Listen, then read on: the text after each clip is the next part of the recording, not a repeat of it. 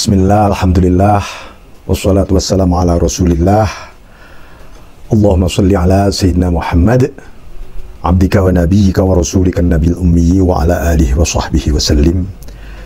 Tasliman biqadri azumati dhatika fi kulli waqtin wa hin, amma ba'd. Para pemirsa, jadi ini akan saya jelaskan. Ada satu ungkapan penting dari Syekh Ibnu Athaillah As-Sakandari dalam kitabnya yang lain, yaitu kitab Miftahul Falah wa Misbahul Arwah fi Dzikrillahil Karimil Fattah. Ini satu kitab yang dari awal sampai akhir memang berbicara tentang bab zikrullah.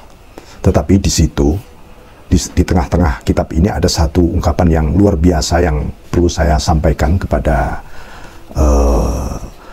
umat mukminin mukminat sekalian, ya. Ini mengenai apa? Afatul musir ilallah, mengenai efek-efek yang menghambat, ya, perjalanan seseorang menuju kepada Allah.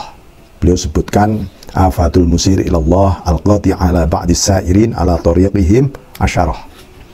Jadi ada 10 faktor yang senantiasa menghambat perjalanan seseorang menuju kepada Allah. Jadi ini bisa kita jadikan muhasabah, ya. Dari 10 hal ini pasti 1, 2, 3, 4, atau mungkin siapa tahu semuanya ada di dalam diri kita, sehingga kita merasa ada sesuatu yang merantai kaki kita, untuk kaki spiritual, ya, bukan kaki fisik kita, yang membuat kita terasa terbebani untuk berjalan menuju kepada Allah Subhanahu wa taala. 1, ru'yatul amal, melihat amal baik, melihat taat kita, ya. Jadi ru'yatul amal, karena itu kalau kita habis berbuat baik, beribadah, taat, zikir, baca Quran, berbuat baik apa saja, ibadah apa saja, lupakan, jangan pernah diingat-ingat. Itu menghambat perjalanan kita menuju kepada Allah. Kenapa? Efeknya orang bisa takjub pada diri sendiri, bisa merasa puas dengan amalnya, bisa ingin memamerkan riya dengan amalnya. Nah, ini pertama. Yang kedua, wa imdadul amal. Ini bukan amal tapi amal pakai hamzah, yaitu senang dengan imajinasi, angan-angan yang barangkali melampaui batas. Memang namanya angan-angan ini melampaui batas, karena ini adalah bagian dari bayangan-bayangan yang seringkali orang menikmati angan-angan atau khayalan atau imajinasi ini, yang diam-diam dia membuat satu keputusan hanya gara-gara imajinasinya tadi. Tapi ini imajinasi yang muncul karena pengandaian. Seandainya besok begini, seandainya aku, dia coba nikmati itu, dan diam-diam dia menjadi romantis dengan imajinasi tadi. Nah, ini menjadi ibarat peribahasa kita, kata dalam tempurung, ya, kata dalam tempurung. Anda maknai sendiri itu. Nah, ini akan menghambat perjalanan kita menuju kepada Allah. Yang ketiga, tahaddusun nafsi bibulughil wilayah. Nah, ini omongan hawa nafsu, ya, omongan ucapan hawa nafsu itu selalu berbicara. Ingat, ini hadatsatun nafsi, bukan ucapan hati, bukan fatwal qulub, bukan fatwanya hati, bukan. Ini ucapan hawa nafsu. Betapa banyak orang yang terjebak menganggap itu tadi kata hati paling dalam, nurani, bisikan paling ini. Nggak taunya itu hawa nafsu. Apa hawa nafsu? Mengatakan, kamu sudah sampai di tahap kewalian. Bayangkan, ini para penempuh jalan spiritual, ruhani, jalan sufi, seringkali terjebak di sini. Diam-diam dia mengatakan, apakah saya wali, ya? Apakah saya ada di makom wali, ya? Atau kadang-kadang, kayaknya kamu ada di makom para wali. Apalagi misalnya mimpi ketemu para wali, ngobrol dengan para wali, dia menganggap bahwa dirinya sudah semakom, setara dengan para aulia. hati-hati ya. Ini bisa menjebak, menghambat perjalanan kita menuju kepada Allah Subhanahu wa taala. Kemudian yang keempat, ar-rukun liqbalil khalq. Ar-rukun liqbalil khalq. Dia mulai nyaman diterima oleh publik, oleh umat. Wah, umat mulai mendukung pengajiannya nih. Umat mulai mendukung majelisnya. Umat mulai ini, hati-hati, hati-hati. Ini bisa menjebak perjalanan spiritualmu. Jangan sampai ar-rukun merasa nyaman dengan itu. Nah, ini peringatan tegas dari Ibnu Athaillah, ya. Jangan sampai mungkin dalam bahasa sekarang, alhamdulillah follower saya sudah luar biasa misalnya. Lalu diam-diam kita merasa mengalami kenyamanan spiritual. Loh, ini bisa menghambat perjalanan kita menuju kepada Allah Subhanahu wa taala. Ya. Itu nomor 4. Nomor 5. Wal muqni bimar'il ahlam. Ya. Orang mulai menerima mimpi-mimpi saja. Ya. Jadi fenomena-fenomena mimpi seringkali dijadikan pegangan. Oh, semalam aku mimpi ini, kapan lagi mimpi itu?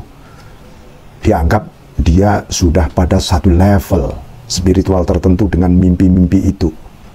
Maka hati-hati ya dengan mimpi. Dengan mimpi itu hati-hati.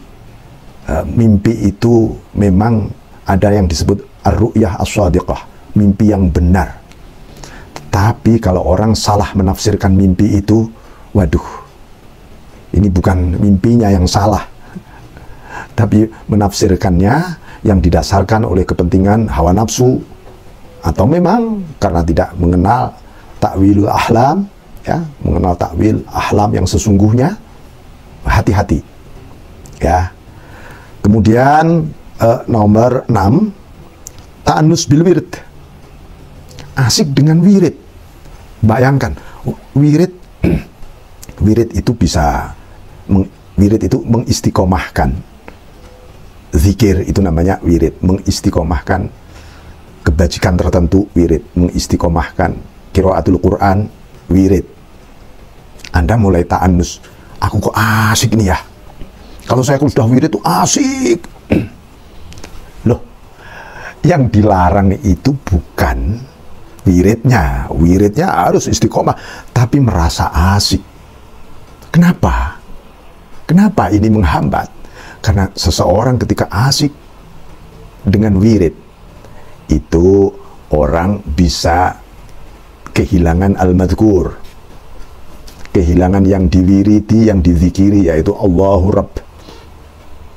Jadi kalau begini, kalau Rasulullah SAW dalam salah satu hadisnya menyebutkan, wa ju'ilat qurratu aini fis shalah, dan dijadikan sejuknya, indahnya, bahagianya mata hatiku di dalam sholat. Ingat, yang membuat sejuk indahnya mata hati Nabi itu bukan sholatnya, bukan wujud amaliyah sholatnya, tapi fis shalah, yang ada di balik sholat. Apa yang ada di balik sholat? Ayo, itu yang membuat Nabi bahagia betul ketika sholat. Yaitu di balik sholat ada Allah di sana. Ada Allah di balik sholat. Itu yang membuat Nabi bahagia betul. Makanya bunyinya fis sholah, bukan bis sholah. Nah, tuh. Kemudian nomor 6, nomor 7, wat-taladzuz bil warid. Taladzuz itu tadi juga menikmati asik indah nikmatnya warid, anugerah-anugerah yang melimpah. Apakah itu anugerah ma'rifah, anugerah musyahadah, anugerah muraqabah, anugerah karomah, anugerah pengetahuan-pengetahuan, al-anwar nur. bersyukur harus, tapi nyaman asik dalam wilayah itu bisa menghambat perjalanan Anda menuju kepada Allah Subhanahu wa taala. Ingat ini. Ya. Banyak orang terjebak loh ya. Bahkan orang mencoba taladzuz di sana. Nomor 8, as-sukut lil wa'di. Ya. As-sukut lil wa'di. As-sukut lil wa'di itu adalah diam itu lil wa'di terhadap janji Allah. Artinya begini, bahwa dia begitu acuh saja terhadap janji Tuhan yang luar biasa, dan dia menjadi apatis. Itu berarti apa? Seseorang sedang kehilangan rasa yakin dia terhadap janjinya Allah. Jangan sampai sedikit pun kita ragu terhadap janjinya Allah. Itu membuat kita terhambat menuju kepada Allah. Yakin. Kesembilan, al-ittifa bizam. Cukup dengan asumsi-asumsi, dugaan-dugaan. Aku cukup dengan dugaanku begini, asumsiku begini, mungkin bermula dari pendapatku begini dan itu dan seterusnya. Ya, ini padahal itu ya, zam itu munculnya dari diri kita. Jangan sampai itu diasumsikan sebagai sebuah kebenaran absolut. Ya, itu bisa menghambat perjalanan kita menuju kepada Allah. Terakhir, yang ke-10 adalah wal-ghurrah billah. Al-ghurrah billah itu artinya terkena tipu daya ketika dia menghadap kepada Allah. Loh, kok bisa ya? Wa gharratkum billahil gharur. Artinya begini, betapa banyak orang ketika beribadah, satu, merasa sudah nyambung dengan Allah. Ketika beribadah sudah merasa, wah ini saya sudah beres dengan Allah. Ketika berkomunikasi dengan Allah, dia merasa dia meraih sebuah level yang luhur. Itu namanya luhur. Apalagi nanti dibuka muka syafah oleh Allah. Makanya hijab itu, tirai itu bisa dari zulmah, dari kegelapan. Bisa juga dari minan nur, dari cahaya. Antara lain apa? Ya ketika orang beribadah, ketika taqarrub, dia merasa sudah nyampe di hadapan Allah. Padahal itu tadi baru pada level simbol-simbol, istilahnya barangkali gerbangnya saja baru kelihatan. Tiba-tiba dia sudah merasa ada di hadapan sang raja. Nah, ini yang saya sebut hijab cahaya itu sampai seperti itu. Ya, maka ini penting 10 hal ini supaya kita muhasabahkan di dalam diri kita, ruhani kita, perjalanan menuju kepada Allah ini, as-suluk ilallah, as-sayru ilallah. Ya, apapun thariqah Anda, wirid Anda, pengetahuan Anda, 10 hal ini sangat penting karena ini akan menyelubungi seluruh proses perjalanan dan pengalaman ruhani Anda. Saya kira demikian. Assalamualaikum warahmatullahi wabarakatuh.